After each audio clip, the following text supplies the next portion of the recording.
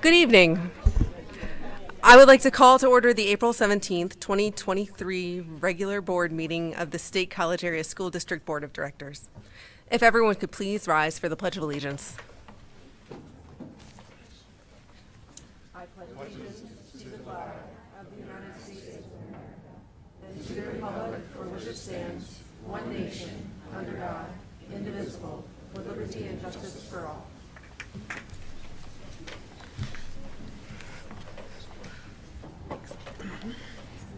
All right. I would like to welcome everyone joining us in person this evening and those who are viewing remotely. The board held an executive session on April 3rd regarding negotiations, real estate, personnel, and student discipline, and prior to this meeting regarding negotiations, personnel, student discipline, and a legal matter, United States District Court case number 422-CV-01335.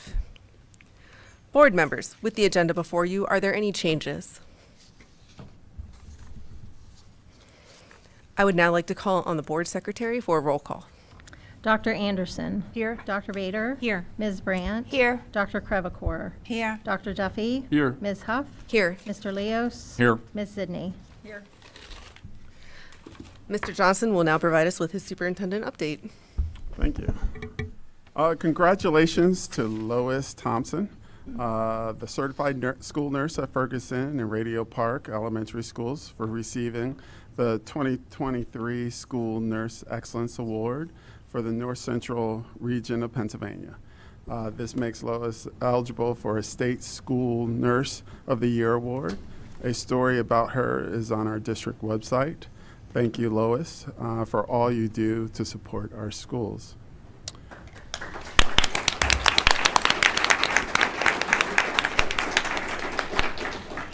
Next, State High swimming and diving coach Aaron Workman has been named the 2022-23 Coach of the Year for AAA girls by the Pennsylvania High School Swimming Coaches Association. Congratulations, Aaron.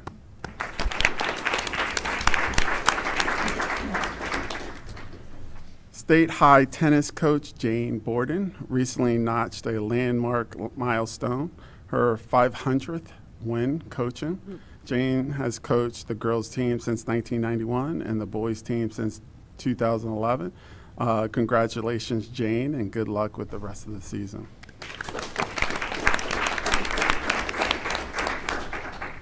Finally, I'm pleased to announce that our communications team recently fared quite well in the Pennsylvania School Public Relations Association statewide communications contest. Nabil Mark won first place for photography, while Chris Rosenblum won first for writing. Together, they also took first place in the publications category for the 2021 annual report and the educational strategic plan. Other honors went to Nabil for his video about our summer cello camp, and Chris for 2 feature stories. Because I work so closely with these guys, I recognize how valuable their work is to the district and appreciate their commitment to making us all that much better. Congratulations on your well-deserved accolades, and keep on the great work. So thanks, Chris and Nabil.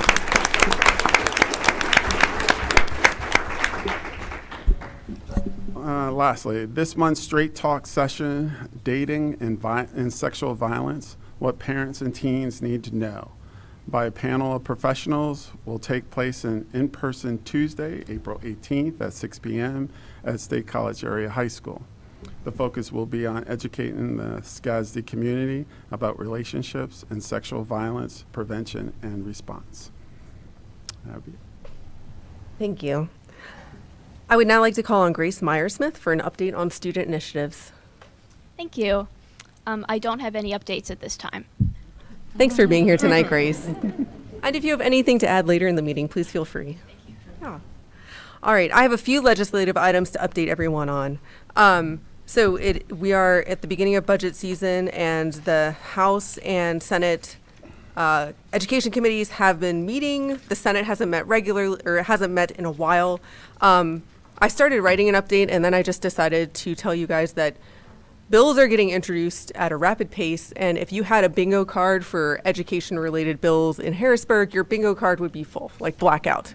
So many of bills are being written and introduced. Not many have been picked up and examined by the Ed Committee yet. So I will just defer and wait to see what the committees pick up before I start telling you about all of them. There is a lot of talk about Level Up in Harrisburg and what to do about that in the upcoming budget, as well as there's a lot of talk about modifying charter school funding and how that happens. But there's a lot of talk about that every year, so we'll just see what happens. That's all I have tonight on the legislative update. Gretchen, do you have any updates from the COG? Yes, I do. So there's quite a lot. So I have chosen what I think most relevant to SCASD families to communicate and share from the COG. And the first is that we are entering construction season as the weather gets nicer. And so I just wanted to point out the construction projects that might affect schools within the district, and depending on when the dates of the construction begins. But as we all know, Atherton has had construction, will continue to. They're going to coordinate the closures on Atherton around SCASD school schedule and Penn State graduation, so hopefully it won't affect us too much, but that will be going on Atherton. Mary Elizabeth Street has a culvert repair in Harris Township near Mount Nittany Middle School. State College Borough paving on Ellen Street from Pugh Street to William Street, which is right near Easterly Parkway School. Seal coat resurfacing on 45 and 26 from Pine Grove Mills to just shy of White Hill Road, which is right near Ferguson Township Elementary. And so those are just a few. There's actually a lot more. So it's a good idea to allocate extra time if you need to do that for drop-off or pickup. And then also the Parks Authority has printed and mailed their summer active guide. Registration started today. A lot of the programs in the active guide are for ages K through 12 students. So if you haven't taken a look at that, or you still have any time left in your summer schedule, take a look at that. And the last item has to do with the price of pool chemicals. And this is probably something we don't think about very often, but as many things have increased in price, so have pool chemicals significantly. So in 2022, the chemical sodium hypochlorite, which is the liquid chlorine compound used to sanitize Welch and Park Forest pools, was $1.82 a gallon. This year, it's $3.92 a gallon. And the pools use 10,000 gallons of this chemical each summer, which is, for this summer, $48,200. So anyway, I just wanted to share that because sometimes we're thinking, oh, do I really want to pay the $100 for the pool pass? But this is for our community, and we all enjoy the pool. So that was just a little bit of bad news about the price of pool chemicals. But anyway, that is all I have, and thank you, Jackie. Thank you so much. All right, at this time, we have public comment. Each individual will be allotted up to 3 minutes for items discussed to this point on the agenda. For action items, public comment will be held prior to voting on that item as required by the Sunshine Act. If additional time is necessary, the board may consider reopening public comment after board business is completed or during the next meeting. As a reminder, public comment is a chance for community members to share their thoughts with the board. It is not a time for the board to answer questions or engage in conversation. You can always email the board at all-board@scasd.org. Is there anyone in person who would like to make a public comment tonight? Would you please come to the podium and give us your name, and then we'll give you 3 minutes. I'm Nilesh Wadia. I'm a student at PFMS, and I'm here because Can you stand a little closer? Can I just check and make sure it's on for you? It is. It's just You got it. quiet. You got it. I'm here because of 7th and 8th grade doesn't have recess, and I know some of my peers and other students at PFE 5th graders and teachers, we want recess because it's good for mental and physical health. and just sitting down and being stuck inside for the whole day with a little bit of walking time after lunch isn't that much. And even with the area period at the end of the day, that's after you get through everything, and you don't really get a break from the schoolwork during the day. So I actually have a Google form that I took with some of my peers at my school. I don't know if you can see it that well, but it's, do you want recess every day for all grades at PFMS? There's 37 responses, and it's 100% yes. And that really shows how the students want it. And I know one of the teachers at our school, Mr. Colander, he's in 6th grade, told us that the teachers are willing to give students outdoor time during the day. And if there's also like a scheduling concern for class, last year and maybe the year before, I know you had built-in mask breaks because of masking with COVID, and I know that you were still able to get through the material that you needed in the classes. So if you did need to put it in the schedule, you could still get everything that you needed to get done. And also I know Ms. Cody at PFE, she and her class had a meeting with the Delta principal, and they asked him why he gives his 7th and 8th graders, as well as 6th graders, recess. And he said, why wouldn't I? Because there's no real reason why you wouldn't give it to us. And the CDC says it's good to have at least 20 minutes of outdoor time during the school day. That's all. Thank you so much for your comment tonight.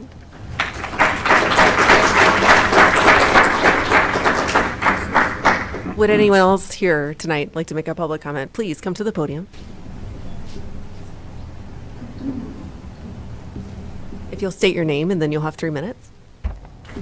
Good evening. My name is Madeline Castellanos. I'm a student at Park Forest Elementary School in Mrs. Coy's 5th grade class. I'm here to speak with you about adding recess time for middle school students in grades 7 and 8. As a rising middle school student, I'm here concerned about the lack of break time scheduled in the day for middle schoolers, especially as school gets harder each year. During our school year so far, Mrs. Coy has helped us learn how the State College Area School District policy is formed and implemented. One of our guest speakers, Ms. Amber Concepcion, spoke with our class to help us better understand the steps necessary to affect school district policy change. One of those steps was to talk with you about my concerns.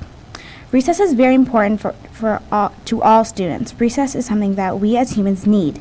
We need to breathe fresh air, rest our brains, and release energy. And it doesn't even cost money. Local business owner Josh Helke, the owner of Nittany Mountain Works and Organic Climbing, spoke with our class about importance of outdoor recreation. Currently, our school district policy states that all students in grades K-5 should receive at least 30 minutes of recess daily, with K-2 having additional 15 minutes daily. Josh Helke says that outdoor rec should be K-life.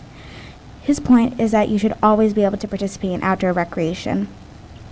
Recess and time outside is important to our health, just like having access to breakfast and lunch in all grades, which our school ensures, because it is important for our growing bodies to be nourished. Why is it not equally important to ensure that all students also receive appropriate amount of recess or break time each day?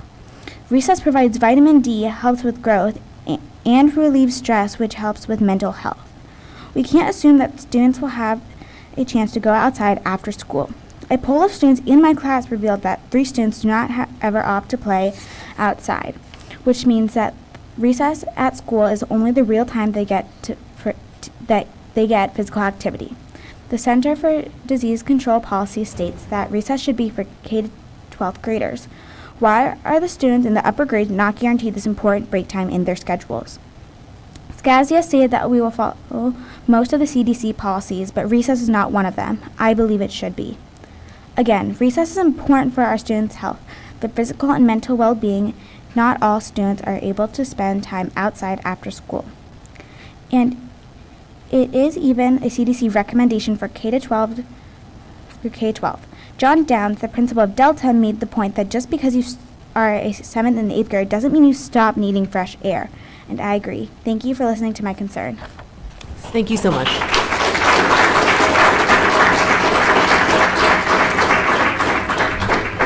All right, is there anyone else in the audience who would like to make a comment tonight? Is there anyone joining us remotely who would like to provide a public comment? If you would like to provide a comment, you can go ahead and click the raised hand button at the bottom of your Zoom screen. All right, I see Krista Gallagher. Hello, I'm Krista Gallagher, Patton Township. I'm actually wanting to ask about the SRO survey that has gone out again. I know that we recently just did that a few months ago, and now we have been asked to do it again, and there hasn't been any really clear explanation why we're doing it again. We did it a few months ago. We went over the results. There has been 2 different meetings with the community, with the SRO. One with the SRO and one we just had a community meeting. And now all of a sudden they want us to do pretty much the exact same survey again. So many people are just wondering, why are we doing this survey all over again? Without any explanation, because overwhelmingly the first time it came out pretty positive that parents, teachers, community members, and students wanted those SROs in our schools. Thank you. Bye. Thank you so much. Is there anyone else joining us remotely who would like to make a public comment, or anyone else here in the audience?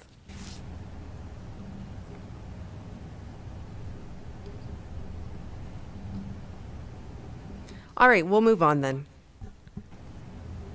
Next up, we have a motion to approve the routine approval listing as presented. Is there a motion to approve the routine approval listing as presented on the agenda? So moved. Second. Are there any questions or discussions?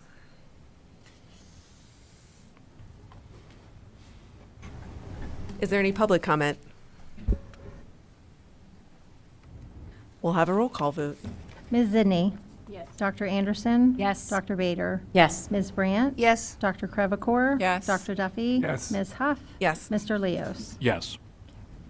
All right, moving on to action items. We have a motion to approve the 2023-2024 breakfast and lunch prices as seen in attachment 6A. Yeah. So moved. Second. Are there any questions or discussion?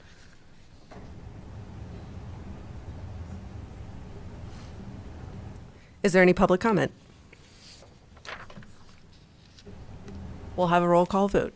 Dr. Anderson. Yes. Dr. Bader. Yes. Ms. Brandt. Yes. Dr. Crevecore. Yes. Dr. Duffy. Yes. Ms. Huff. Yes. Mr. Leos. Yes. Ms. Zidney. Yes. All right, agenda item 6B is a motion to approve the purchase of a tire machine for the Career and Technology Center Auto Tech program. This is shown in attachment 6B. So moved. Second. Are there any questions or discussion? Go ahead. Laurel. It's really just a sort of procedural question, but I noticed that during the routine approvals for OPP, we approved a piece of equipment, and then this is coming as an actual action item, and I'm wondering they're similar prices, and I'm just wondering why one place and one the other place. This is curriculum related. I don't know if that plays a role. It could be, I'm just not sure. Which routine approval are you I referring? was looking at OPP, I think it was a floor scrubber. For technical, for education. Yeah. Is Yeah, that the reason? one, Okay. it is.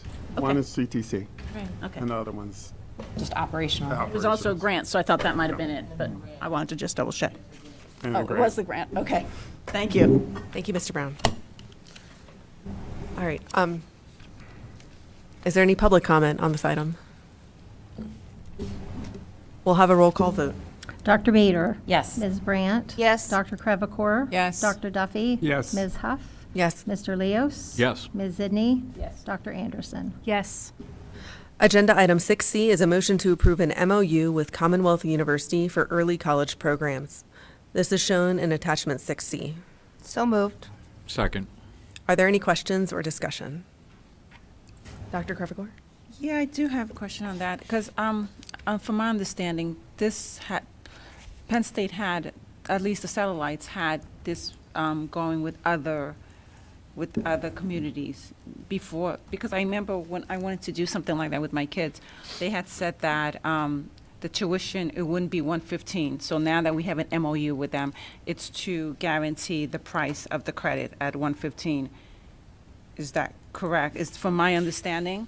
That's how I read it. They had said that before, they had given that credit discounts to other communities, other satellites, but because State College was a high. This is the Commonwealth University. Okay, so So not it's just this is what used to be Lock Haven, so Okay, it's so not, it's not. it's not Penn State. Okay, that's what I was, thank I you. wasn't sure if you misspoke when you first said it, so I was waiting No. to see what you said, but yeah, this is. I appreciate that. That was my It's next question. confusing. Yeah, Yeah. thank you. Yeah, I it's a appreciate that. consortium. Yeah, okay, thank you. Thanks. So that was my question. This because this is Lock Haven and Bloomsburg and Mansfield, right? Yes. The three schools are part of the PASHE system that have been consolidated under this Commonwealth University rubric. So does this supersede agreements that we had with Lock Haven or Bloomsburg or? It's the same. So it doesn't Okay. supersede. It's, Okay. It's a new agreement. It's a new entity and a It's new a agreement. new- Okay, Yeah. yeah, no, this looked good. Actually, one other question, with a lot of parents have like 529 for their kids. Do you know if they could use that to pay part of it? Because I'm not sure if, it's just a question that I just thought of. I do not. Would you know? I think so. Yeah. But they could do it by credit, even if it's a non-degree? Yeah, you can, I think you can use 529 money. It does not have to be a degree program. Okay, thank you. Just to repeat what Mr. Brown said, he said that they should check with their tax advisor, but that it should be an allowable expense for a 529 plan. He doesn't have a mic. All right. Is there any public comment on this item? We'll have a roll call vote. Ms. Brandt? Yes. Dr. Crevecore? Yes. Dr. Duffy? Yes. Ms. Huff? Yes. Mr. Leos? Yes. Ms. Sidney? Yes. Dr. Anderson? Yes. Dr. Bader? Yes. All right, on to the policies. We have a motion to approve revised policy 105.1, review of instructional materials by parents, guardians, and students. This is shown in attachment 6D. So moved. Second. Are there any questions or discussion? One of the questions that was shared by Mr. Buck, who couldn't be here this evening, we discussed it by phone, was he was concerned about the role of the classroom teacher in all this, and whether they would have recourse or support in responding to these questions. And I don't think, having read the draft policy, I don't see it as a problem. I think as it's written, it's fine. But he was just wondering about how the classroom teacher who would be on the receiving end, the first person to hear about these requests, how they would deal with it and how they could manage those kinds of questions. And one of the things, and we talked about this, one of the items that comes up in the policy wording itself is the reference to administrative regulations. And what I came to conclude was the answers to Mr. Buck's concerns might be addressed through those administrative regulations. Yeah, Dan, actually, this came up when we talked about the policy before, and I apologize, can't remember if that was at Policy Development Committee or on our first read-through here at the full board. But that kind of concern and question has been raised, and Chris Merritt has been, since she doesn't have a mic, I'm going to paraphrase what she shared before, which was that, that teachers are always supported by administrators through this process. It's not a teacher's responsibility to respond to this request, so that it may be made to a teacher, but that other administrators are involved and are generally the ones handling the interaction with families regarding that. So certainly if the administration feels they need to add some additional regulations, I suppose that they could, but past practice has been the administration is highly involved and largely responsible for dealing with those kind of requests. And that would have been my experience too, that there's a safety net, there's a chain of command basically that teachers rely on to support them with questions like this, particularly about sensitive issues involving family relationships. So I wasn't concerned about it. Correct. But it was something that Peter happened to bring up. Yeah, and it's largely, I mean, generally, I think families, while they have questions maybe about materials specifically, the conversation is going to involve being tied to curriculum and the standards that are trying to be met. So it certainly makes sense that not that teachers don't know those answers, they certainly do, but it's understandable that perhaps someone from the curriculum instructional house or perhaps a coordinator at the high school level may be involved in explaining those things and answering those questions. That would be my expectation as well. Yeah. Thank you. Carlene? No, you could go first. Go ahead, Gretchen. Okay. I just wanted to, I will vote yes on this, but I just wanted to point out that under number 5, it says, "No parent, guardian, or student shall be permitted to remove the material provided for review, photocopy, or otherwise reproduce the contents of such file.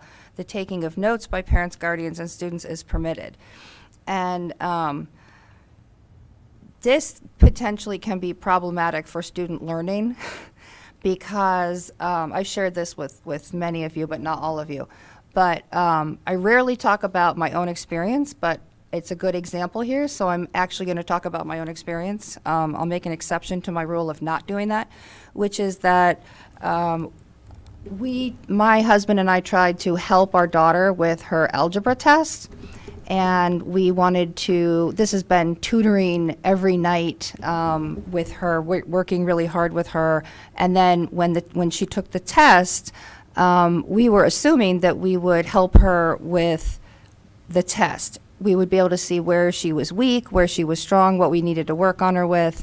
We were really diligent doing this every night at home with her.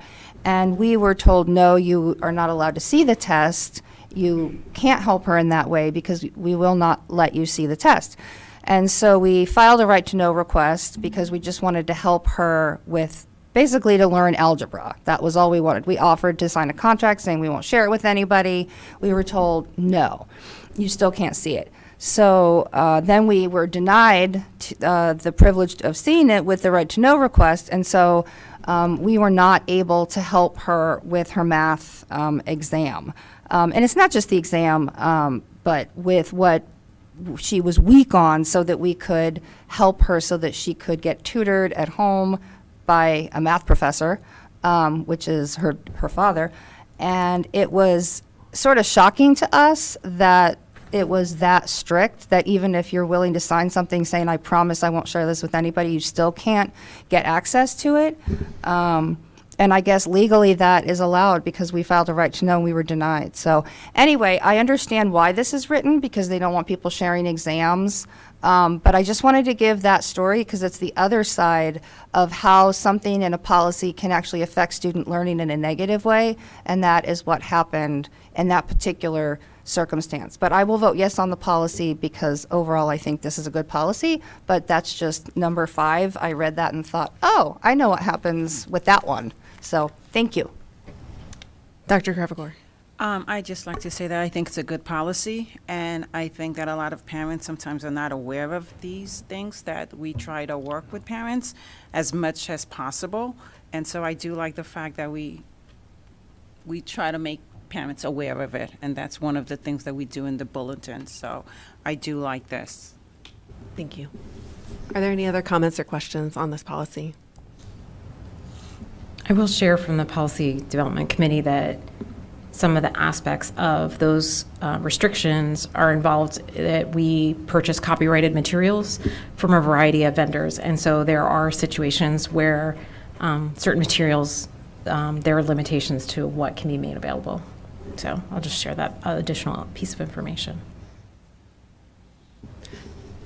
And I think sometimes it's also challenging to provide access to the online resources in the same way that you could present a book to, you know.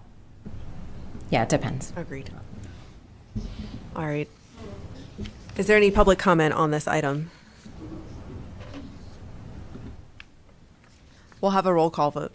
Dr. Crevecore. Yes. Dr. Duffy. Yes. Ms. Huff. Yes. Mr. Leos. Yes. Ms. Sidney. Yes. Dr. Anderson. Yes. Dr. Bader. Yes. Ms. Brandt. Yes.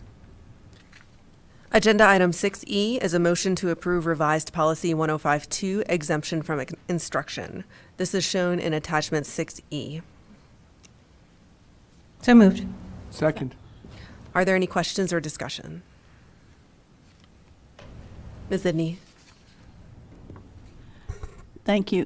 This is one that I had some concerns about, in particular number 3, which says that if the teacher or principal has a copy, then the right resides with the student to request permission to leave class when the specific instruction objected to is presented. My concern is that this is one of those things where we can put it in policy like this, but I guess it's sort of like what Ms. Brandt was talking about. There's a real responsibility on our part as a district to be reasonable with these things and to expect, for instance, a second grader to somehow recognize when material is being brought forward that there has been a written request that the child not be part of. And then, as best I can tell in this policy, the responsibility is on the child to say to the teacher, oh, excuse me, I'm allowed to leave for this, or I have to leave for this. That concerns me. And I'm wondering how that will be handled on a practical basis to ensure that even though we have this policy, it doesn't become oh, well, your 7-year-old didn't say something. Well, it's interesting because I had the same question. I've been down this road a couple of times with policies, being on the policy Right. committee.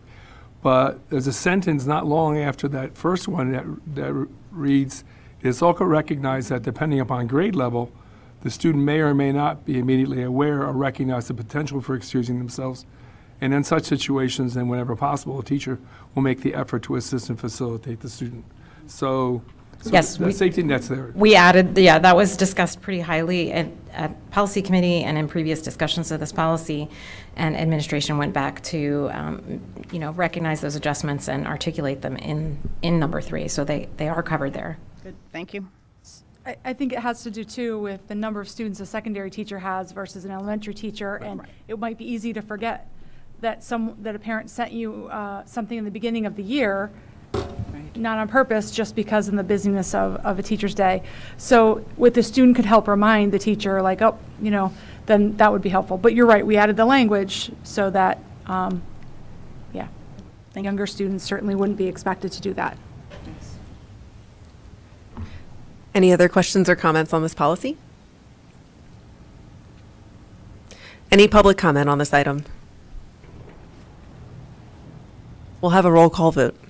Dr. Duffy. Yes. Ms. Huff. Yes. Mr. Leos. Yes. Ms. Sidney. Yes. Dr. Anderson. Yes. Dr. Bader. Yes. Ms. Brandt. Yes. Dr. Crevecore. Yes. Agenda item 6F is a motion to approve revised policy 711, video camera surveillance. This is shown in attachment 6F. So moved. Second. Are there any questions or discussion? And just to clarify, there were some questions and concerns about the length of time we had various videos, and that's gone back several times to administrative people, and that's all been straightened away.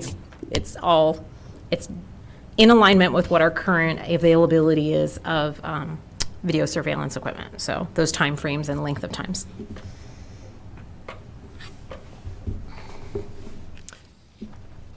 Is there any public comment on this item? We'll have a roll call vote. Ms. Huff. Yes. Mr. Leos. Yes. Ms. Sidney. Yes. Dr. Anderson. Yes. Dr. Bader. Yes. Ms. Brandt. Yes. Dr. Crevecore. Yes. Dr. Duffy. Yes. All right, next on the agenda is a motion to approve policy 824, but we have decided to actually pull this policy. It will be discussed in the policy committee meeting that will be tomorrow, and we will bring it back to the board at a later board meeting. Yeah, there was just a couple inputs at the last minute, and rather than spend time wordsmithing at the table, we thought since we have a policy committee meeting tomorrow, we could address them there and just have it straightforward and resolved with it for when we bring it to the full committee, because they came up last minute. So apologies that you already prepped, but we'll bring it back to you pretty quickly. We'll prep hopefully. again. And Yeah. thank you. I appreciate that because editing at the table is Painful, I get it, yeah. frustrating, Very so rude. thank you. Yeah. All right, so moving on to agenda item 6H. This is a motion to approve synthetic turf cleaner equipment. This is shown in attachment 6H. So moved. Second. Are there any questions or discussion? I would only say, who knew? Yeah. The turf Zamboni. Turf Zamboni. Right, that's exactly. Turf Zamboni.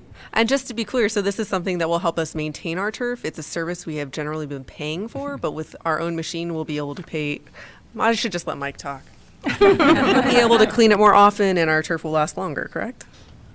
The turf is going to come with a warranty, and that's pretty standard, but it does need cleaned periodically, and it's much more cost-effective to have it, our own equipment, than it has to have another company come in and do it. I've been talking this up a lot, so I'm very excited.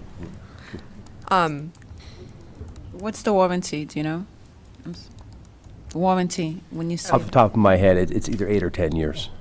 Typically replacement, so right now our turf is at 11 years. Right. So it's due, so around, it's about 10 years. It's pretty good. Any other questions or comments on this item? Oh, go for it, Ms. Liddy. I think I know the answer, but I just wanted to confirm it. The reason that this, which is also a non-instructional item, is here again for the full approval is the dollar amount that it crosses a threshold in our practices and policies. Is that correct? I can't answer that, but it was a public bid item, so we Right, did yeah. bring it separately. Okay. All right, is there any public comment on this item? Is Oh, the- I'm sorry, go ahead. The reason for wear and tear on the turf is mostly like sun, right? In terms of what degrades the turf the most. I would say that sun certainly plays a part. A lot of it has to do with getting the infill. So it's the turf goes down and it's actually a rubber-like material, Right. fine rubber that goes in. It's called infill, right? And that gets over time, over wear, people playing on it, kicking things on it. That gets shoved around as well. So we want to groom it and try to keep that even throughout as well. Okay. But sun certainly does play a large part. The turf ends up in all the houses of the kids who play on the turf, all those pellets. Right. So they must have to replace it because I get it in my house. Correct. We'd like that back. Right, just start a collection. I would give it back to you. Happily. Oh, Mike Fisher making a joke at a board meeting. That is really, really, he's been here a while now. I wasn't joking, Amy.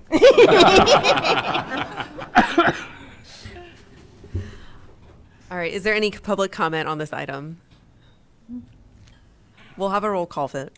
Ms. Zidney. Yes. Dr. Anderson. Yes. Dr. Bader. Yes. Ms. Brandt. Yes. Dr. Crevecore. Yes. Dr. Duffy. Yes. Ms. Huff. Yes. Mr. Leos. Yes.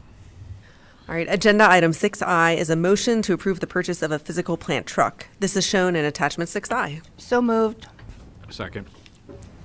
Are there any questions or discussion? Is there any public comment? We'll have a roll call vote. Dr. Anderson. Yes. Dr. Bader. Yes. Ms. Brandt. Yes. Dr. Crevecore. Yes. Dr. Duffy. Yes. Ms. Huff. Yes. Mr. Leos. Yes. Ms. Zidney. Yes. Agenda item 6J is a motion to approve the purchase of physical plant technician vans. This is shown in attachment 6J. So moved. Second. Any questions or discussion? All I know is that I'm taking Mike with me next time I shop for a car. Because 2 trucks for 50 grand and, yeah, it's impressive. Vans. They're vans. Vans, right, sorry. Right. But the other one was trucks. Is there any public comment on this item? We'll have a roll call vote. Dr. Bader. Yes. Ms. Brandt. Yes. Dr. Crevecore. Yes. Dr. Duffy. Yes. Ms. Huff. Yes. Mr. Leos. Yes. Ms. Zidney. Yes. Dr. Anderson. Yes. Agenda item 6K is a motion to approve the purchase of a domestic hot water heater replacement for Mount Nittany Elementary. This is shown in attachment 6K. So moved. Second. Are there any questions or discussion? Is there any public comment? We'll have a roll call vote. Ms. Brandt. Yes. Dr. Crevecore. Yes. Dr. Duffy. Yes. Ms. Huff. Yes. Mr. Leos. Yes. Ms. Zidney. Yes. Dr. Anderson. Yes. Dr. Bader. Yes. Thanks, Mr. Fisher. Agenda item 6L is a motion to approve a 2022-2023 expulsion waiver agreement 3. This is shown in attachment 6L. So moved. Second. Are there any questions or discussion? Is there any public comment? We'll have a roll call vote. Dr. Crevecore. Yes. Dr. Duffy. Yes. Ms. Huff. Yes. Mr. Leos. Yes. Ms. Sidney. Yes. Dr. Anderson. Yes. Dr. Bader. Yes. Ms. Brandt. Yes. All right, at this point, we're going to take a 5-minute break before moving on to information discussion.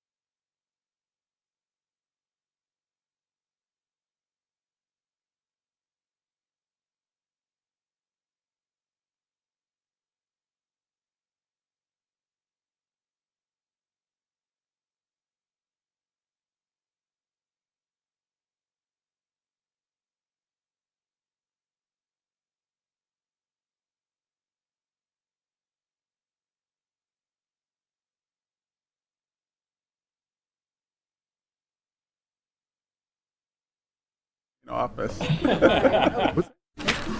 Okay, thank you so much. Welcome back. We will now begin our information discussion portion of the evening. I'd like to call on Mr. Brown to provide an update on the 2023-2024 proposed final budget. Thank you. And with me tonight, I have obviously Donna Watson, and then Donna's replacement, who just started today, Mr. Vigileone. We will spare him the questions for this meeting. Maybe next time we can give him all the questions. We'll see. But I just wanted to, we wanted to go over some highlights of the budget. This is tonight.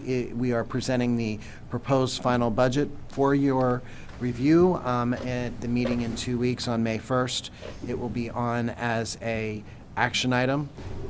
Then there will be a budget hearing on May 15th, and then the final budget will be presented for your approval at the first meeting in June.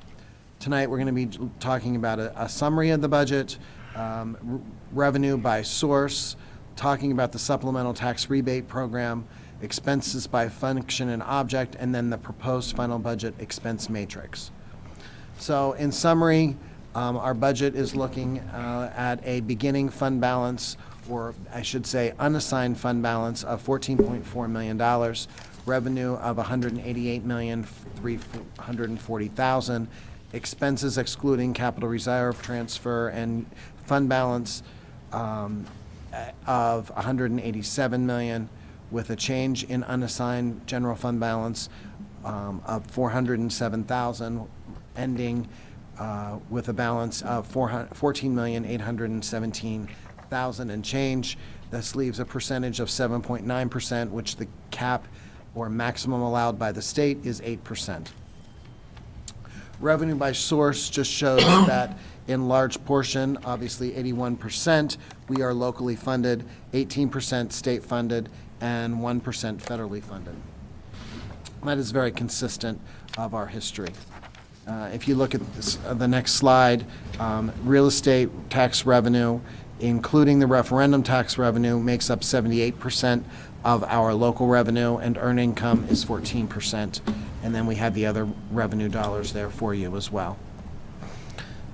State revenue, our basic ed subsidy is 30%, special ed subsidy is 10%, and then reimbursement for PSERS and FICA expenses is right around 8%. Federal dollars, which again are 1% of our budget, largely Title I, and then we have Access, Title II, and ESSER grant, COVID grant funding, rounding out the majority of those expenses. For our supplemental tax rebate program, historically you have budgeted $100,000. This would be the 9th year of our program in 23-24. And again, applications will be are expected to be distributed with the tax bills on July 1st. Applications being accepted at that date. Current year program due deadline is June 30th. And we will present you with a resolution in order to continue this program. As we've talked before, we are watching details related to the governor's proposal to understand any possible changes to our program. What we have learned as well is that any changes to the governor's program may not affect until the 24 fiscal year, 24-25 fiscal year. So we may be able to move forward with our program as is. We're still working to understand that.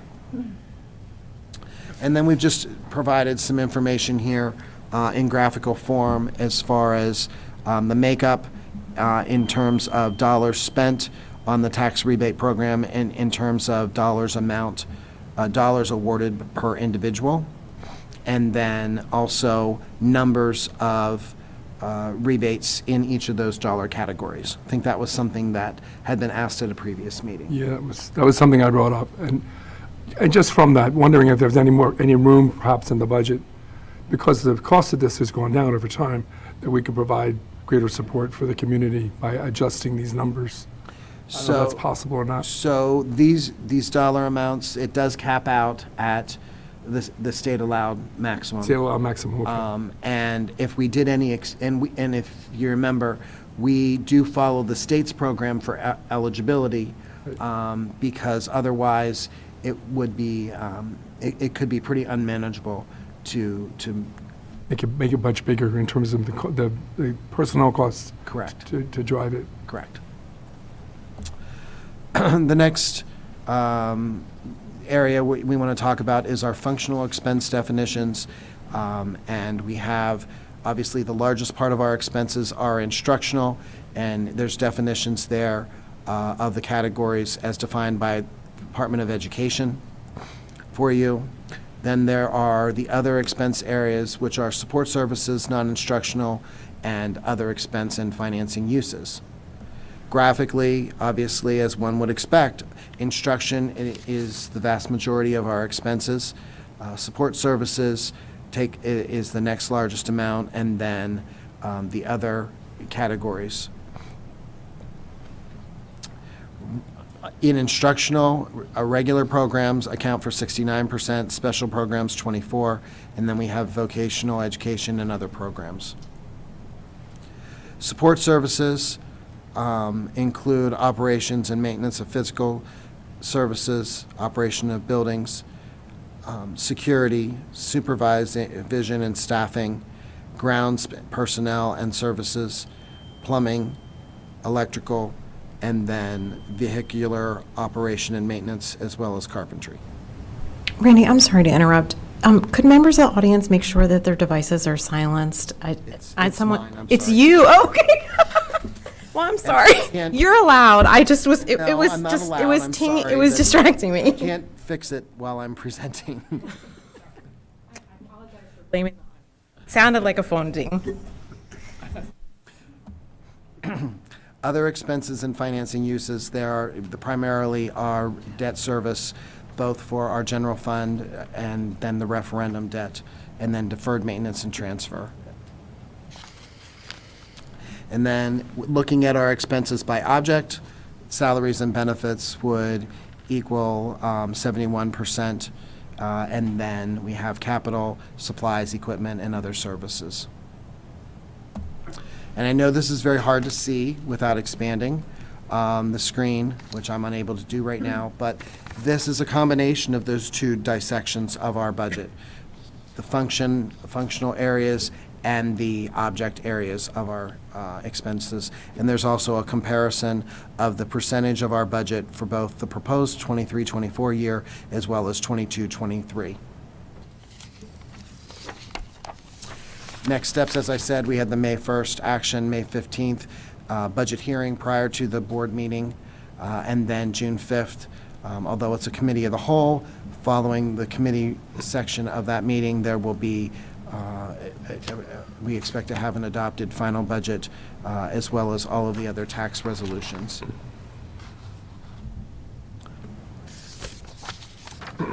Any other questions? We're continuing to monitor the state budget situation, and it is always possible that you could ask us to delay the approval of the budget.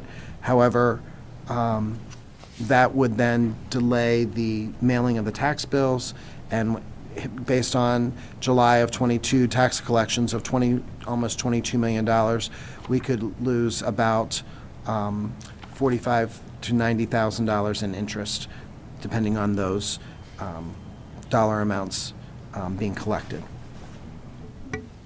So we don't recommend that at this time, but it is an action that you could take. In addition to the presentation, there were documents attached to the agenda as well, showing you our proposed final budget in statement form, and then also the multi-year projections, assuming that Act 1 index maximum increase of 4.1%, and then also a preview of the final general fund budget as required in the Form 2028, which is a Pennsylvania Department of Education form. Any questions or comments? Mr. Lewis. Just a comment. You're talking about, when you talk about delaying the budget, you're talking about delaying it into the window from when we were supposed to pass it June 5th to the 30th, right? When we're required by the rules to pass it. Correct. So it probably would require a special meeting. Right, okay. That's Which exactly I think what it we've means. done at least once before, but, I think yeah, once, yeah. yes. So, okay. That's correct. But we could reopen it then if, depending on state revenues? If you receive more revenues than what we had budgeted from the state, yes, you could do a reopener in July. Okay. But then that would, how would that work? Would that delay the tax? Well, if we knew it Sure. before we sent the tax bills out, Okay. yes. Fair But I enough. would not recommend sending out a second set of tax bills. Right, yeah, good. Okay, No one wants that. thanks. Good question, so thank you. Anybody have any other questions? Okay, thank you. Thank you. Thank you, Randy. All right. The curriculum team will now join us for recommendations for new textbooks for the 2023-24 school year. I should have said that slower to give you more time to get up here. No rush.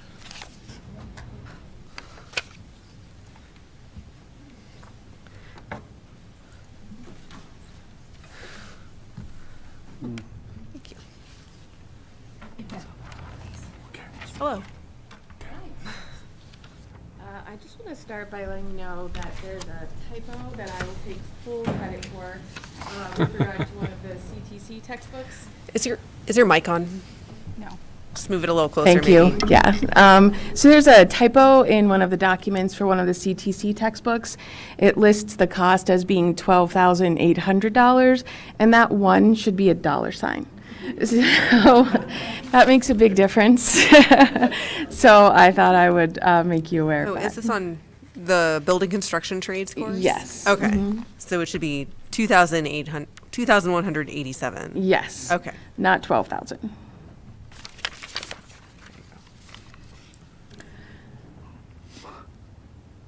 So we are here this evening to bring forward our 3 textbook requests. One for a new social studies textbook for a middle level to support the curricular changes that will be implemented next year at the middle level. And then there are 2 textbooks regarding the CTC and building and trade courses. Those Ben shared, he's not able to be here this evening, that those books are selected at the state level, and then we're seeking approval for them here.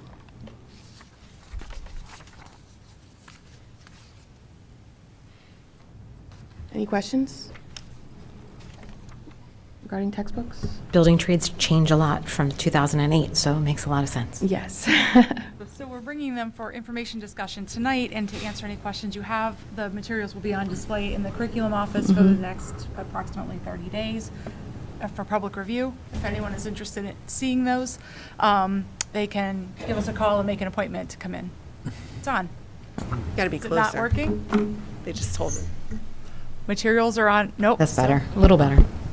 I don't know, it's not working really well. Materials are on review for about 30 days. Okay.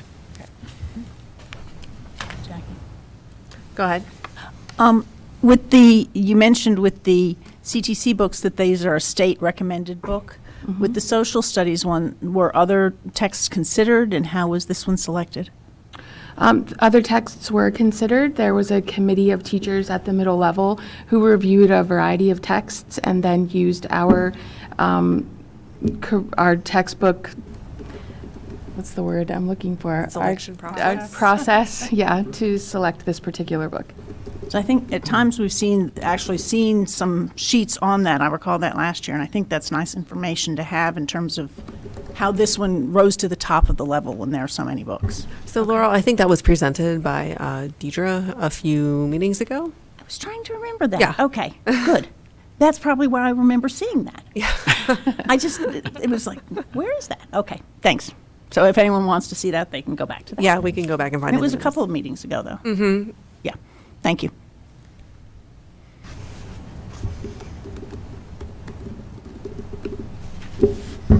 All seems good. Yeah, Okay, we're next excited. agenda item All right, two. we also Books have are great. Oh, they're vetted. All right, next, We have the 2023-2024 secondary courses with enrollments under 12. Ms. Merritt, Ms. Saylor, and Ms. Tobias will join us for this agenda item. I believe Ms. Tobias is joining us online. Oh yeah, she's on the panel. Okay. So every spring, we bring forward the list of courses that we are proposing to run that are under 12. And this is our list of courses for the upcoming school year. Ms. Tobias and I have met with all of the department coordinators to look at this list, to evaluate staffing and potential impacts. And that has resulted in the list that we're bringing forward this evening.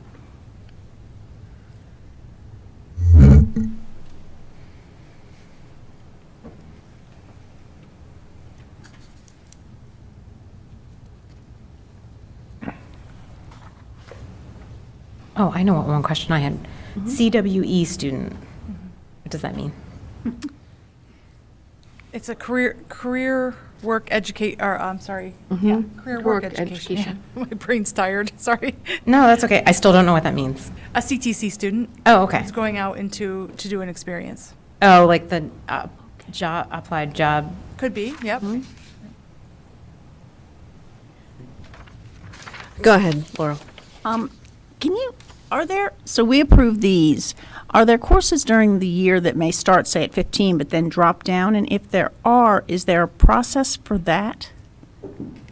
Or does it just happen? There's not a process because they've already been approved and running, and we wouldn't collapse a course that has 11 students in it because 3 students dropped. So we don't have a process for bringing those back again, no. Are there many courses that happens No. with? No. It's not common. And I noticed that this was, I believe, the second year in a row that printmaking only had 10, and the recommendation was not to run it. Is there a point at which that courses actually drop from the list? I was thinking that 2 years at least, because then if it's every other year, you may find that, which is fine. But is there a process? There's a curriculum review process, so we like to hang on to that until it comes around to review the entire catalog to see all of the courses and which ones they want to change, reimage, collapse, etc. We can collapse a course like that earlier, but we tend to want to wait. And there's no harm in offering it to see if students sign up for it year to year. Well, I agree. That's why I was wondering Yeah. if it was going to disappear from the offerings. So it would It come may, through in the and it would future. come through in that one when the art program came forward. And all. Yes. And this is in the art department. And there are other, and I think from the reading about the rationale, there are other classes that are capturing student interest, and this one has just happened to be the lowest ranked one. Yes. Yes. But there are many other classes that students are interested in which they're participating. Yes. Yes. In art? In art? Yes. Many. Yeah, great, thank you. I feel like we've asked this before, and I think you've answered this before, so I apologize. For a class that's not going to be offered, for example, for printmaking, are we reaching out to those students before the regular ad drop? Yes. That's great. I figured that was the answer, but I just, on behalf of the students that are going to not get the class they wanted, thank you. Thanks. I had one question about the number of ag classes, because there was a couple there. And it says no staffing implications. And I would imagine our staffing in that department is pretty minimal. So I was just curious about how that works out, that there's not a staffing implication. And I also just was curious about the trends. I admit, but background as a veterinarian, I'm a little disappointed and concerned to see the results and wondering about the trend, and also asking because there's a lot of changes happening at Penn State, and there's some rumors that there may be some changes in that area of the departments as well, and that could, that has implications for us as a institution as well. Has there been a trend in low enrollment, or are we seeing just a dip this particular year?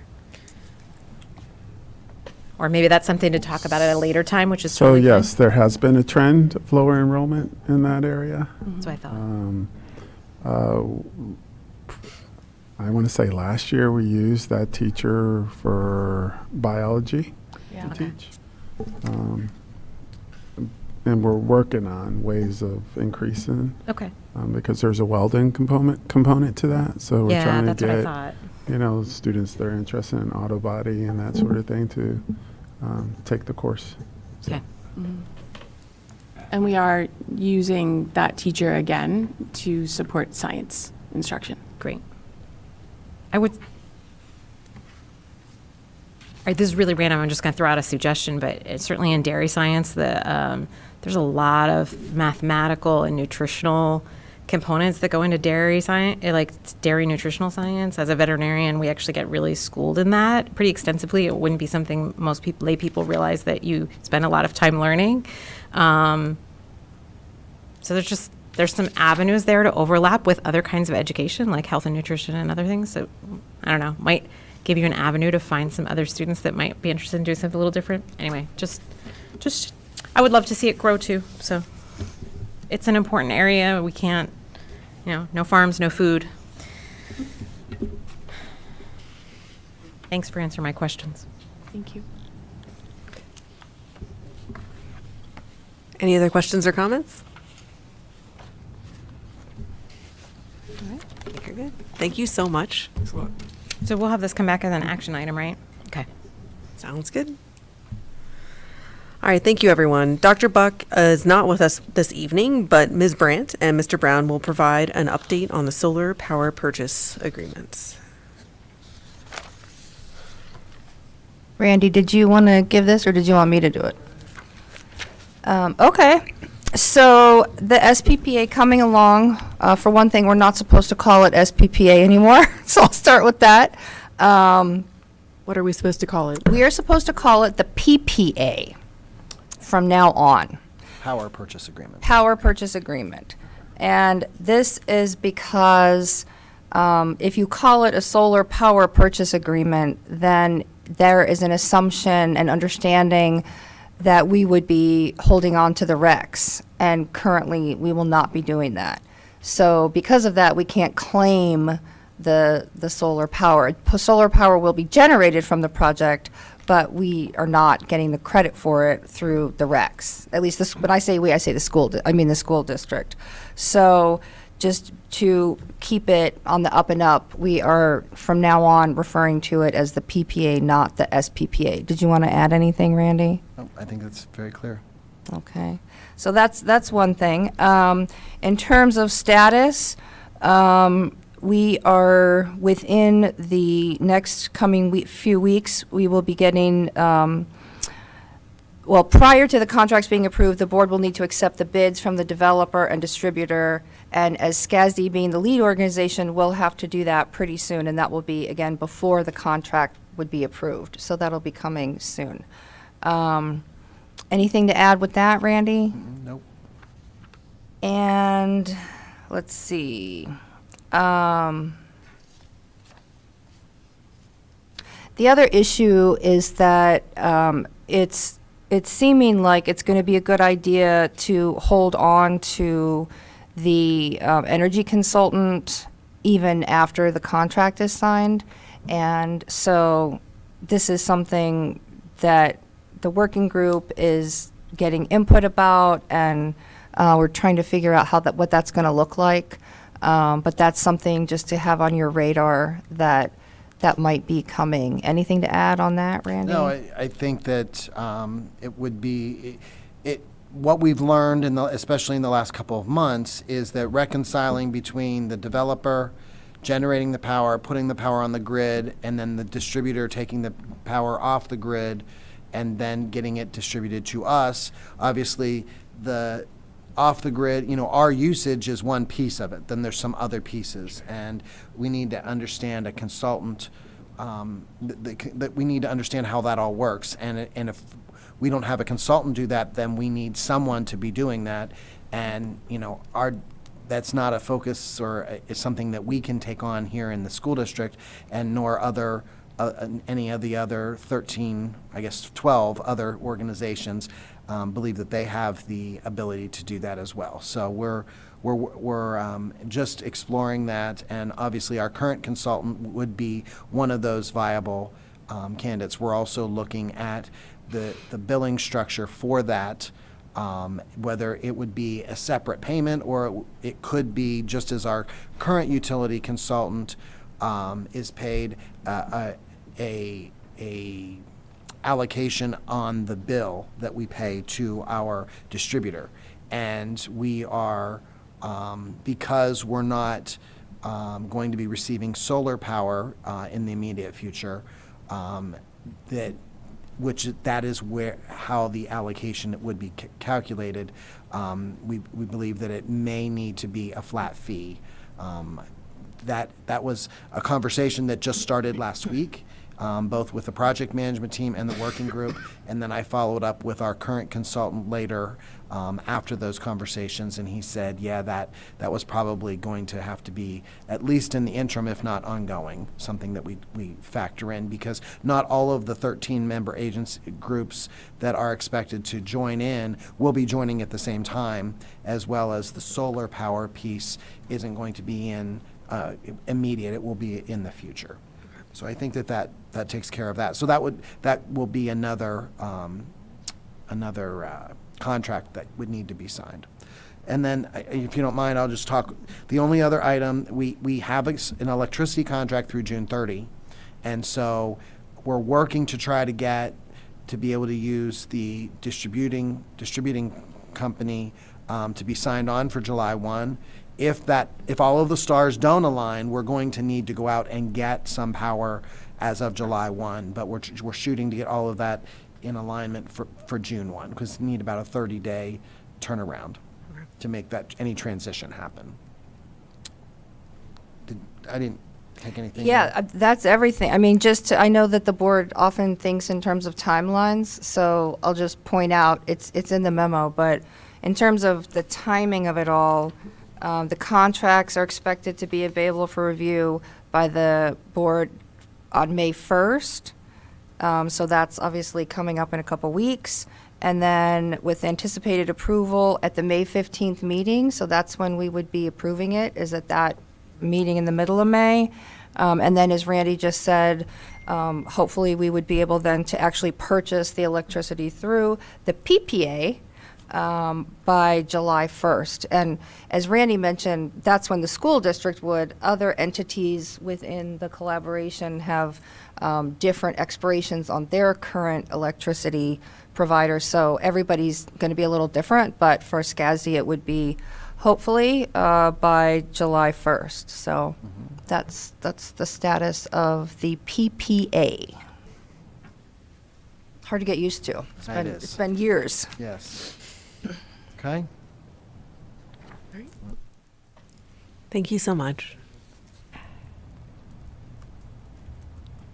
All right, I would now like to present to you a resolution on universal free lunches. This originated from the School Nutrition Association of Pennsylvania and is in support of a bill introduced that would provide free breakfast and lunch to all K-12 students in Pennsylvania.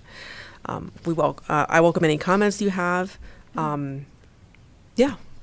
What do y'all think?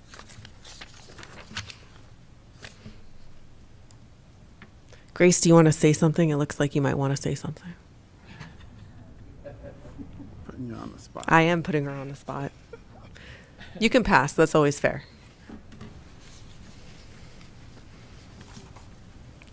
I think it's a great idea.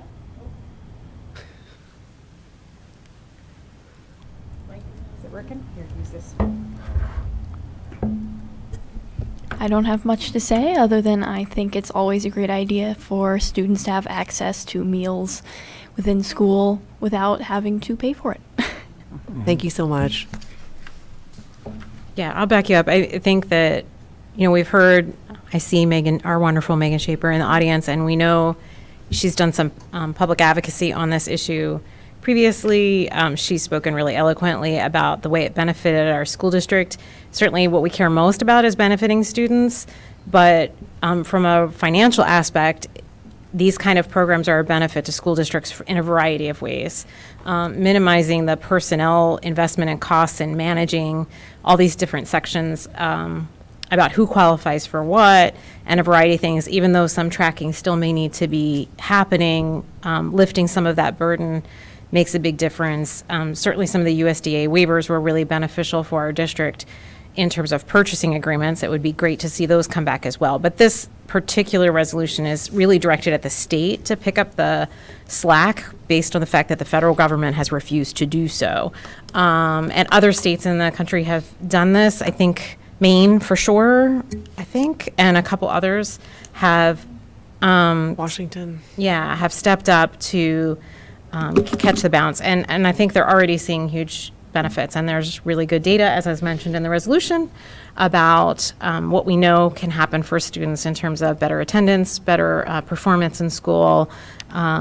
And I think the biggest thing the pandemic has taught us is that, there are a lot of people on the cusp, and there are a lot of times that families have temporary financial setbacks, whether it's like an illness or a short-term job loss from disability or other issues that can really make meeting their growing teenagers' needs for food challenging, and these kind of programs would really alleviate that for families like that. So yeah, I strongly support passing this resolution, and hope we can also not just pass it, but continue to voice our desire, to the state legislators in whatever venues each of us has, the importance of this kind of passing this kind of legislation and funding these kind of programs.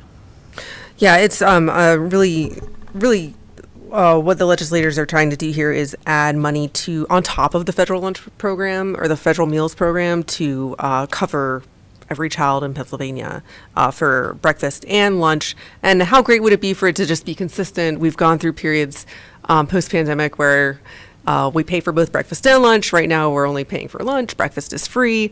But that funding, too, has a time limit on it. Starting next fall, breakfast will cost money again, as was noted in our agenda item earlier today.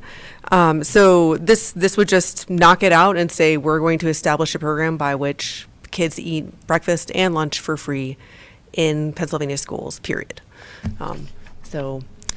I really appreciate the support from the board, and hopefully we can rally other school districts across the state. Several of them are considering a very similar resolution this month as well, and hopefully together we can really pressure lawmakers to take this seriously.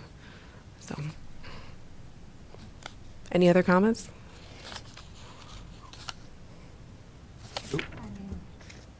Go for it, Deb. I sent my comments to Jackie ahead of time, and that precipitated some of the changes. But for the benefit of those that didn't notice it, the original resolution had something in it about reducing the paperwork required. And I just wanted to point out to all of us that sometimes it is actually really helpful to have some measure, even imperfect, of our family's socioeconomic status. And so if that's something that people have been filling out over time, it's a consistent measure over time. It helps us to measure some of the needs in our community. And I think also some of our funds actually use that information to help determine whether or not students might qualify for some extra help.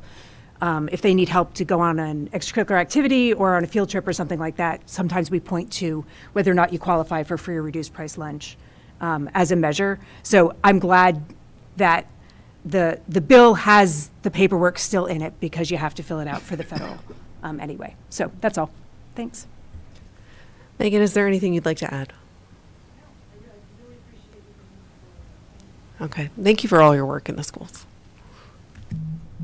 All right. Anything else on this? So Jackie, we would bring this back and vote on it at the next meeting to pass it? Yeah, if there's no objection. I know it's a little faster than what we normally, but normally we consider it, but getting it approved and then giving signed copies to our legislators during the budget cycle is pretty important since it's something they'll be negotiating and thinking about. And so if we get it to them before June, that would be ideal. So if you all are okay with it, we would bring it back at our next committee of the whole for an action item. Sure. Okay. Great. All right. Last, under information discussion, there are several new and one revised policies. Ms. Pierce and Jeannie Andrews are with us for these updates, or Ms. Pierce is with us. All right. Make sure you pull that mic in. Make sure it's on. And make sure it's on. I don't think it's on. I don't think it's on. How's that? There you are.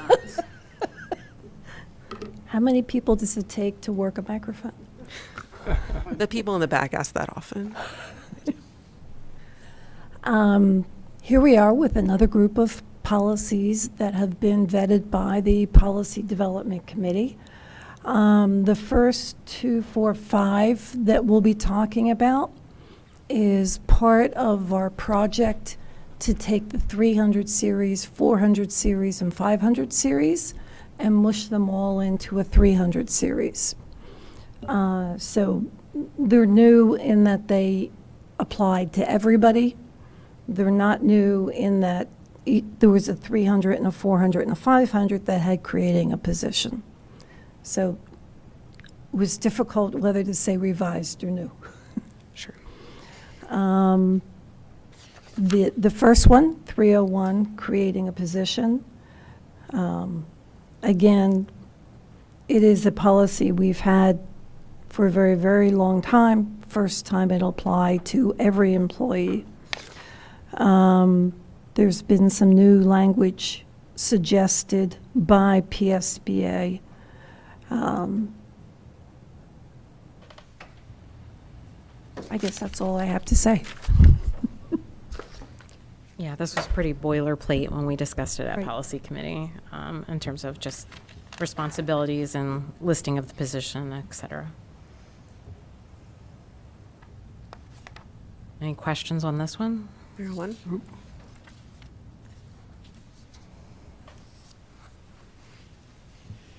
Okay, ready to move on? Sounds good. Second one is 304,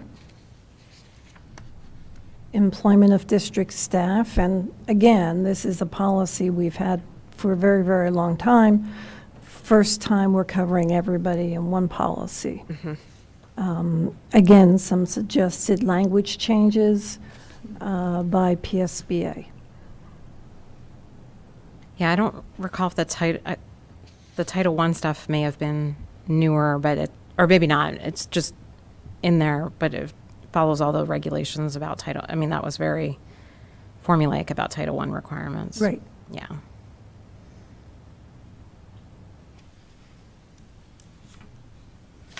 Oh, and the English as a second language specialists were added because there was a little confusion over, initially they weren't in there, and there was just some vague stuff about educational interpreters, which we refined a little bit and added that other section as well about ESL instruction.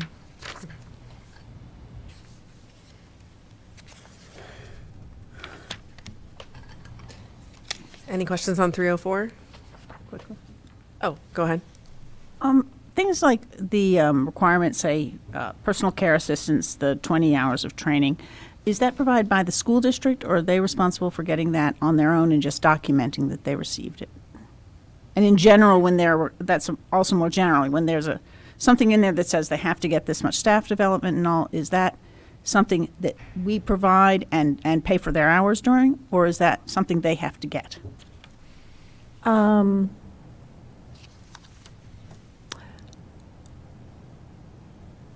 You're talking about paraprofessionals. No, the personal care assistants. No, it's the she was- personal under care both, assistant. actually. I don't know the answer, Laurel, but I'll find out whether that's a requirement that they come to us with that training, just like, teachers have to come to us with a bachelor's degree, or whether that's something that we provide. If we provide it, if we hire people and we provide it, then we pay them for the time, yes. Okay. I would think language like shall provide likely points to the fact that they have to come with it, but Yeah. obviously Linda can. I don't think we have any of these positions, which is why I'm a little hazy. Okay. We have a lot of special education paraprofessionals. I think it would be in our disability support room. I Yeah, think but that, we don't have anybody by this title. Whether we have special education paraprofessionals who are trained as personal care assistants, I'm not sure. Gotcha. I can speak to special education paraprofessionals. That is staff development that we provide Right. and they document to their building principal that they have demonstrated the 20 hours. But we do provide. That's just But- something that's come yeah. up in the past sometimes about what both those types of positions, as well as things like subs, what type of access they have and what type of staff development they get from the district, and that's why I was asking, as opposed to taking a course somewhere else. And what's in there too is like who tracks their achievement of those competencies. I mean, that's For the special education paraprofessionals, Katie and Heather. got it. Thank you. The district. The district yeah. by nicer names, right. The special ed Katie and Heather are department. good names. All right, any other questions on 304?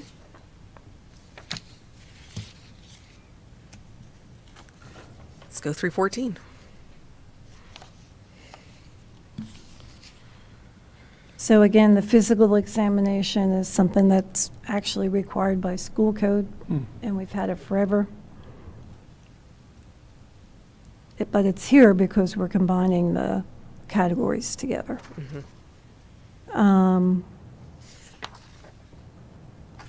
The new language, again, suggested by PSBA.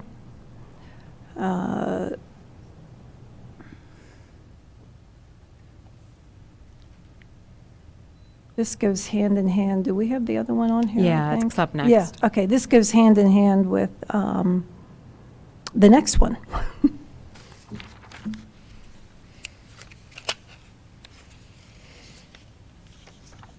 Yeah, I think the health monitoring portion was newer, Yeah. that last section.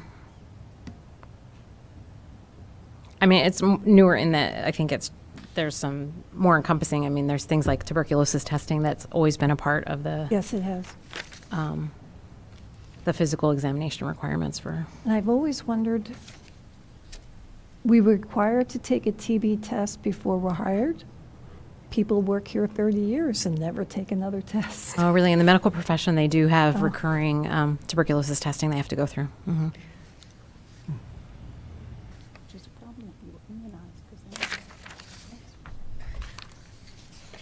All right, any questions on 314 I wasn't, I did. or 314-1? Can we go forward with those? 300. Okay, 314-1 actually was very different when PSBA sent it to us. Amy and I had a discussion because we were both very uncomfortable with what PSBA sent.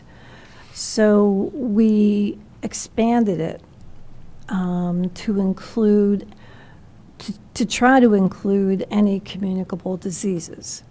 Obviously, the most recent disease we think of when we think of communicable diseases is COVID.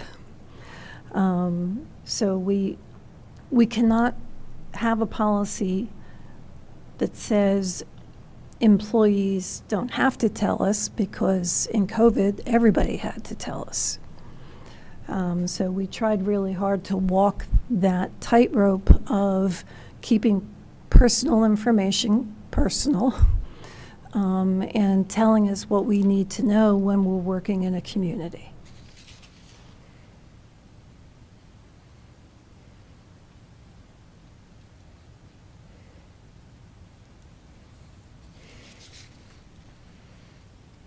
Yeah, and some of the impetus of this was largely coming from a place of protecting employees' privacy about particular communicable diseases. Was, I think, the original aim to meet some legal requirements, but we felt it made sense to be appropriately broad and not only addressing very specific conditions, because prevention of, using universal precautions about communicable diseases is just good practice.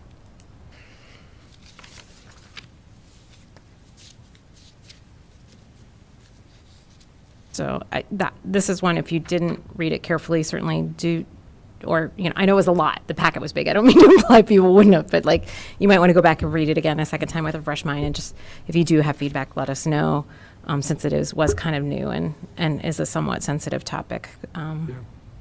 Laurel had a question. Yeah, I guess this is an example then of the type of thing that would be nice to see what PSBA sent us. You don't want to see it. It was really discriminatory, Laurel. I'll be frank. But Laurel, trust board us, member. please. Well, that is the whole purpose of the committee, right? We send the committee create a committee to review these policies and present to the board. It was not inclusive. It was harmful to very specific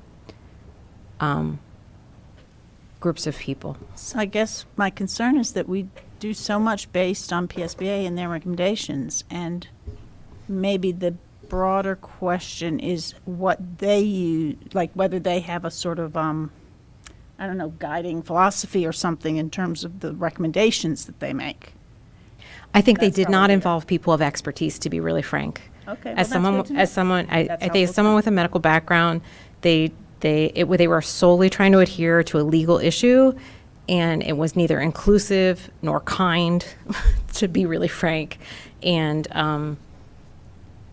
I don't think they talked to people experienced in that area. And this is the first time I've reacted this Viscerally. strongly to a PSBA draft, but there are other PSBA drafts where we have, oh, this is good, oh, this part we're going to rewrite. And sometimes we do that before we present it. Jeannie does it now, before we present it to the committee. Sometimes it happens during the committee. So we don't always present to you, this is what PSBA gave you. We think it through and add and fine. subtract. As we should. I mean, we're our own district. That's otherwise we just have state law. So I have no problem at all with us adapting things, and we've written our own policies too. Right. I was more trying to understand, since we are doing so much more than we ever did, based on Yes. PSBA, da-da-da-da-da, and we rely on that, that a better understanding of what that might be and things that we change. So that was my reason for asking. Are there any questions about the wording in the policy? All right. We're going through these quickly. 322, gifts. Again, this is a 300 policy, so we do currently have a gifts policy. It's just for 300, 400, and 500. And it's also one of our shorter policies.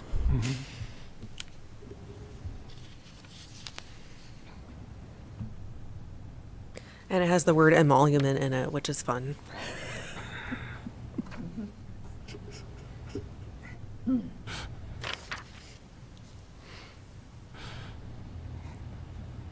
We good? Well, it's straightforward.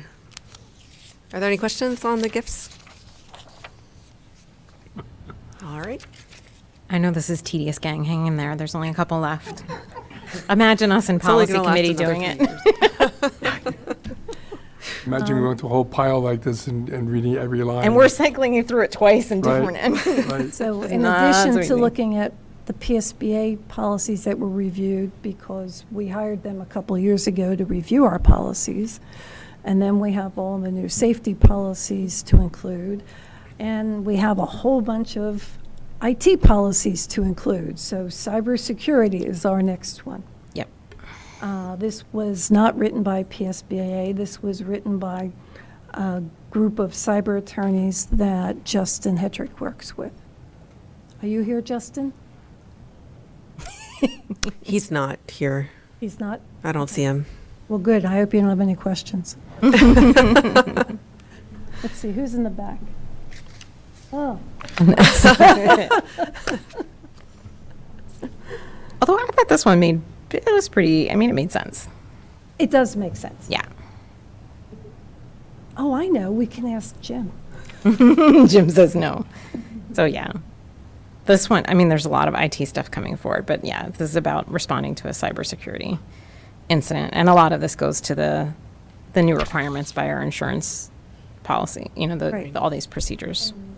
Which caused a heck of a lot of work and cost a heck of a lot of money. But when you read about all the school districts that are getting in trouble because they're being ransomware, whatever, Right. yeah. Yeah. We were not one of the districts recently in the swatting incident. I have no clue if that we just lucked out or if that had to do with all the precautions that our IT folks put in place. But this is important. Yeah. Yeah. For sure. No questions on this one, guys? Okay. This just makes our list where they're going in the shoots. Yeah. The next one is 827 conflict of interest. It's another one PSBA suggested we update. Pretty straightforward.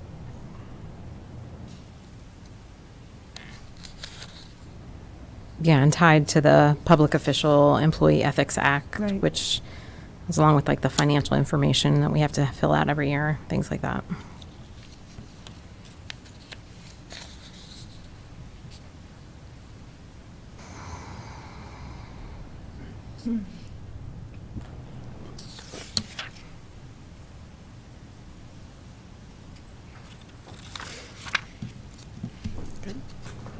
Yay, nay. Looks like a nay to me. Good. Any comments on 827 or any questions? They want to get to the end. And the last one actually is not reviewing a policy, but these are the policies, again, as we combine 300, 400, and 500, we're going to be retiring the existing policies right now. So that's what the last document is, are the policies that we will be asking you all to retire when we bring this to vote. All right. Yeah, and there are a couple others that were just, like, are covered by other things now as we make changes.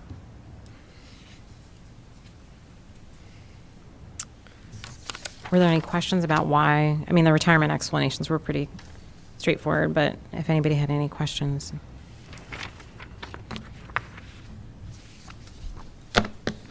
All right, This is y'all are putting definitely me the to sleep, highest- but I like the no questions, so I will Yeah. take it.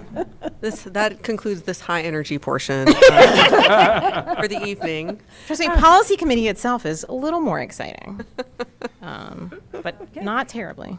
Thank you all. Thank you, Linda. All right, we now have time for board reports. Dan, would you like to update anything from the CIU? Now, the CIU participated in a public meeting in Phillipsburg Borough Council this evening, in which it was determined they were the winning bidder on a property in Phillipsburg Borough that they've been I hadn't heard following the and been news. interested in for the last 6 months, and for which they've done soil testing, and they have kind of initial rough design for a new facility based around what had previously Phillipsburg Osceola School District's middle school gym. Is still standing, and they're going to use that right now, tentatively, as a foundational start to an office building in Phillipsburg. This is the most substantial step forward in a year and a half, and more of working and looking at this particular thing. And since it was a public meeting, I feel comfortable saying that out loud. Ordinarily, I have to be concerned about revealing things happening through executive session, but that was an announcement that came through by text message earlier this evening. So for those of you who don't remember, before I was even on the board, the CIU had a roof collapse That's right. and have been without a home Right. since then. Right. And have been making do. So this is like super exciting that they're going to get a facility. Right. Well, it's in downtown Phillipsburg. It's in downtown Phillipsburg. Yeah. So great location. Yeah. And it's a real adjunct to their local economy, because it's going to bring employees to not only work there, but also to dine in local restaurants and such, As opposed to way out in the boondocks. as opposed to being out in the countryside. Exactly, yeah. So And I it's mean, it really really downtown. coincides with the opening of their new facility here as well. So it's Right. really a huge boon for our intermediate unit. That's right. Their facilities are really taking a big step up. That's right, because they've been That's great. renting, I mean, frankly, and making do with what they could find, so, that's a big step forward. And I hope that's appropriate. Dr. Adder, I suspect that announcement, assuming it was a matter of the public meeting at Phillipsburg Borough Council, that would be acceptable for me to talk about the winning bid? Absolutely. I think it's appropriate, and I think Dr. Endler would be very happy that you brought it up tonight. And we've been texting back and forth, probably close on it next Wednesday. That was the high energy portion of the meeting for That me. was. All right. Amy, do you have any updates from the Ed Foundation? So unfortunately, it's been conflicting with negotiations, so I haven't been able to go. But Curtis, didn't they launch something? You attended the last foundation board meeting, and wasn't there like a PR event you went for? No, that's not yet. Oh, that's not yet. That's next. Okay, Next time. Next time.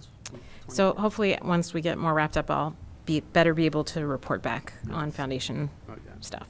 All right, Carlene, do you have a report from the CTC Local Advisory Committee?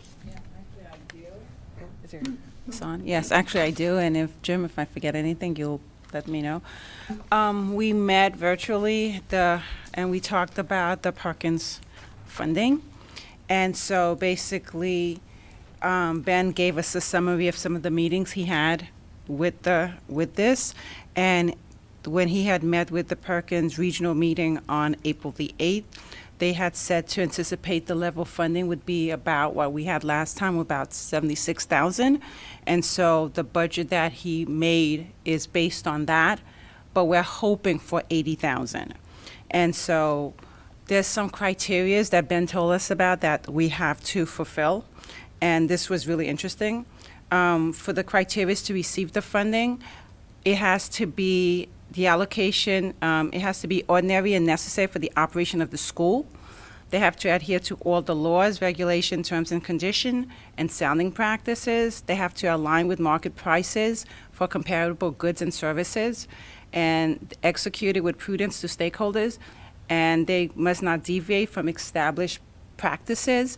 And in addition, funding is restricted to activities supplementing, not supplanting, the local CTE funds, which was really important, so I was glad he went into that.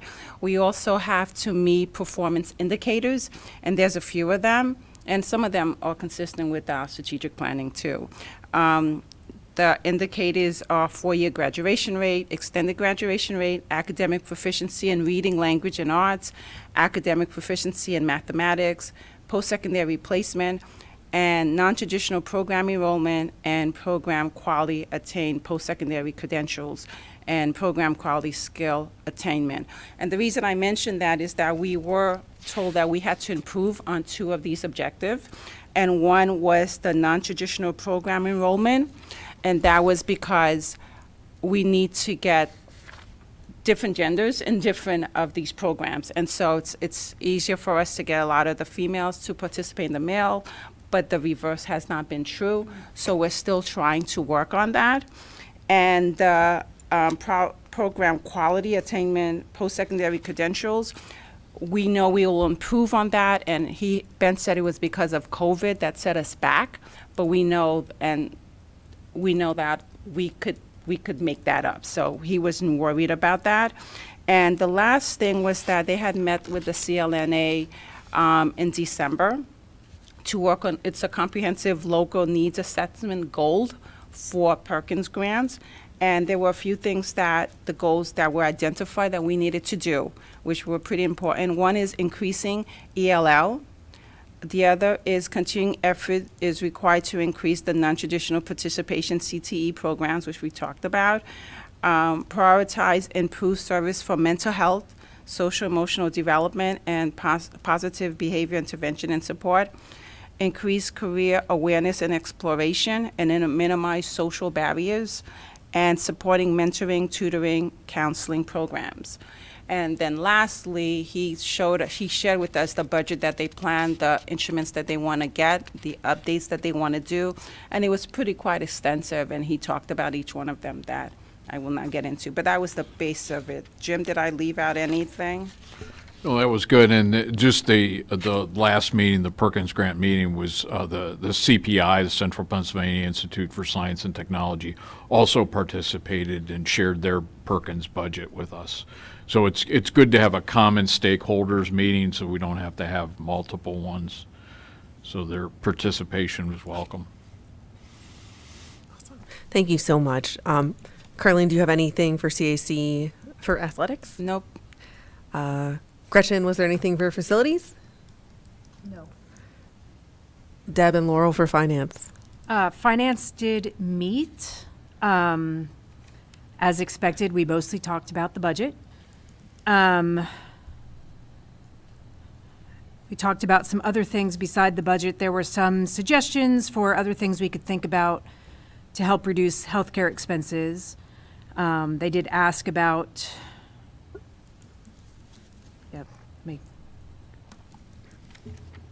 let's see, we reiterated that this is a very tough budget year, the current year, and making predictions for next year because there are a lot of extra costs due to inflation.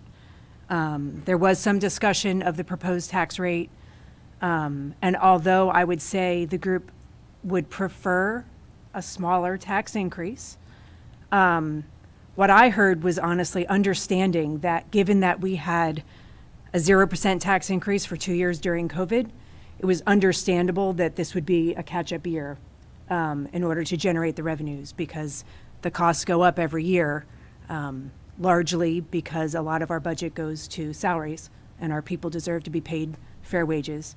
And so, they're not happy about the higher tax increase, but I think they were understanding about it. I didn't think that was a belabored point.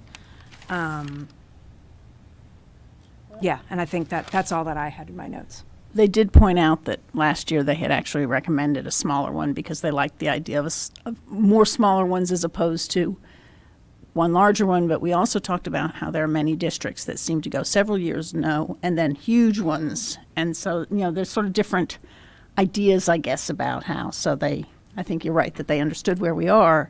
Right. They just wanted to remind us that had been something they had brought up. Great. School health and safety, there was a CAC, right? Yep. So met recently. This CAC covers a gamut of different little things. So there were some updates about food service, some things about some of the programs being done for staff wellness. One of the bigger things was a all hazards meeting update, and there's a lot going on. There was some debriefing among several Center County school districts about the recent swatting event that included Bellefonte, which was mentioned earlier this evening. So there was some debriefing and communication about what went well and what didn't go well. So that's helpful for our school, even though we weren't directly involved. But there's a lot of different feedback that happened there. That was a lot. Jean Knaus, who runs the meeting, gave a lot of input, a little bit about some of the updates regarding some of the all hazards plan. There's a lot of different trainings going on. She mentioned a little bit about some federal grant money from the State College Police that we were coordinating about what some of our needs might be, like in getting additional radios or some other potential opportunities where we might be able to get some grant funding to cover some issues. And actually, towards the end of the meeting, when she asked a little bit about new business, I had brought up last year around this time, we had some activism by students, including Grace, with Students Demand Action around gun safety. And we, some of us on the board that were engaged with them in that effort, learned a little bit from the Be Safe program that when students are entering the summer, that's a high risk and high incident rate of gun accidents in homes, particularly for young students with guns that are unsecured. And because they potentially are not supervised, they're not in school, right? So what was shared with us was that communicating some of that information can be really helpful in the summer period. And in those discussions, it had come up about just, communicating about a variety of summer safety issues. So I brought that up again with Jean as to whether that's, something that the CAC for Safe Schools and Wellness would want to be part of. And there was a lot of support from the whole group. about kind of putting together some kind of communication around that. So they're going to work on, summer safety, communication for families, just some reminders of things to keep in mind, like things like drowning, and putting together some resources that families can refer to in regards to all those kind of issues. So so we're excited to try and help give families some reminders as they enter the summer season. The superintendent's also talked about the swatting incident that occurred at Bellefonte. The one thing I want you to realize is that there is a number of flight teams. The State College Area School District has a flight team that will respond to certain incidents that might happen in another district to offer assistance and help. Curtis, tell them what a flight team is, though. It's a... I know, I didn't know how to explain it, so it's an emergency response team where we would send administrators, teachers, counselors, psychologists, or anything to assist the district that is in need because of gun violence, suicide, any of those type of emergency response type of things. So State College Area High School or school district has a number of teachers and administrators and other faculty that were trained to respond to emergency situations, have a book and training. I went through a 2 to 3 day training. We sent another group to go through this training. There's over 180, I want to say, employees across the county that have been trained in this. It's the IU, right? Yeah, the IU.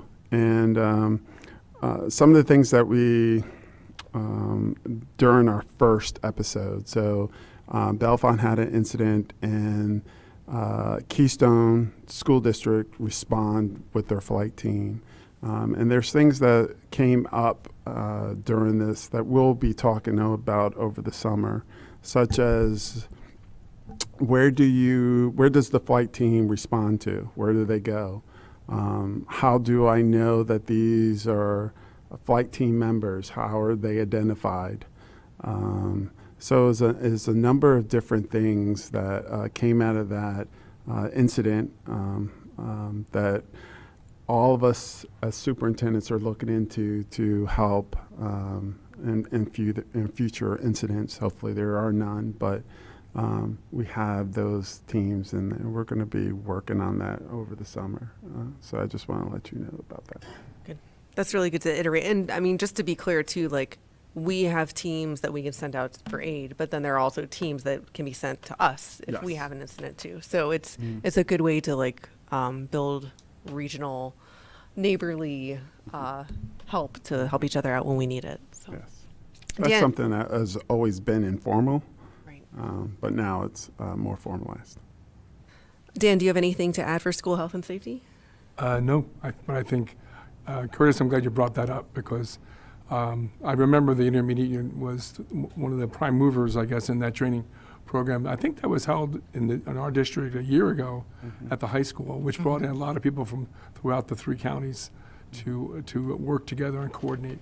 But I mean, it's a great example too, in terms of the ways in which it's actually the occurrence of an event that begins to show the cracks or the needs for clarification in terms of roles, even uniforms or identification for individuals who are showing up.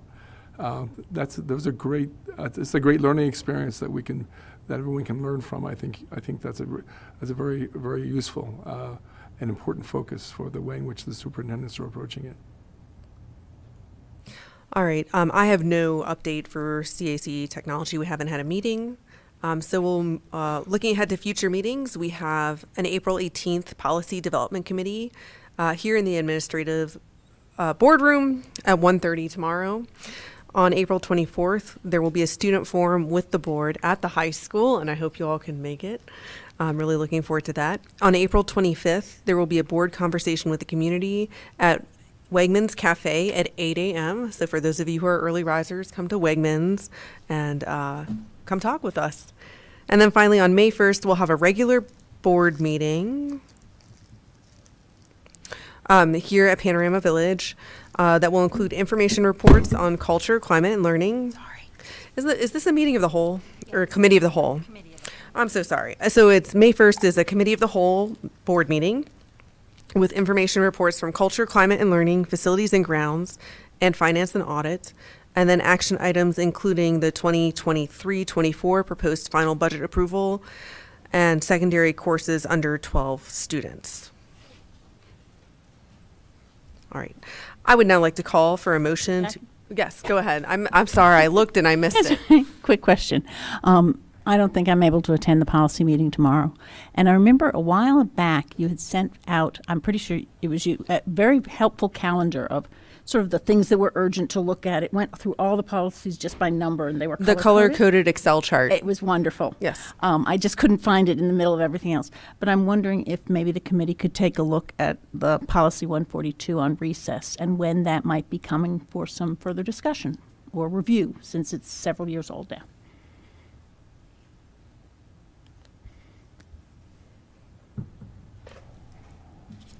All right, thank you. All right, I would now like to call for a motion to adjourn the meeting. Second. All in favor, say aye. Aye. Opposed? All right, thank you so much for coming.